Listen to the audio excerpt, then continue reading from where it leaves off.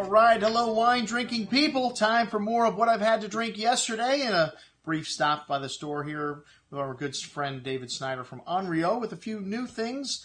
Some stuff from Spain, a French company that imports Spanish wine. Well, you got to branch out today.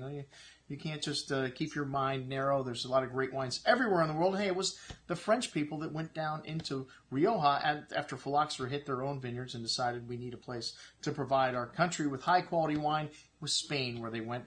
Rioja, even more specific. Well, the first wine we had was Albariña, Condesa Eylo, Verdejo from Rueda. I'm sorry, not Albariña, Rueda, which is Verdejo. And this got a bit of Sauvignon Blanc in the blend. And the story is they pick it at night to keep the acidity high. I think the workers are just a little bit hot in the daytime, so they want to work at night so they don't sweat as much. Anyways, that's the story. It's got a little bit of a bitter almond kind of note to the fresh pear, light musky quality to it. Really light and tangy, some tangerine, citrus, and pear fruit.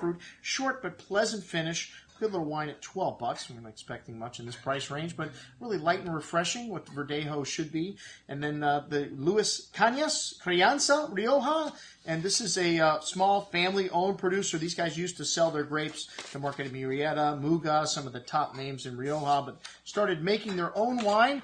And this wine has got 5% Grenache in the blend, a bit of a kind of a roasted coffee and mocha note, from dill, sweet herbs to the red berry fruit. The wine spends about 12 months in French and American oak, smooth and silky on the tongue, a little higher toned acidity, leaving that tongue really fresh and clean, some pretty floral notes, and a really fresh and clean style of Rioja, pretty floral notes and exotic spice on the finish. A very good wine.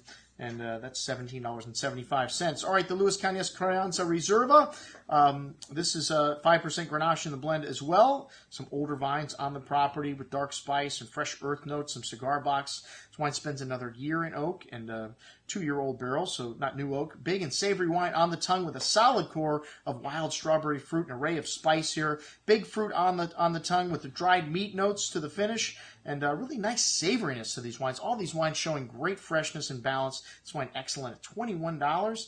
And then the 2006 Reserva Rioja Selección de la Familia. This wine has got 15% Graziano. And it says there's a little Cabernet in it. It doesn't say that on the bottle, but there could be some Cabernet in the vineyard. It accidentally gets thrown into there.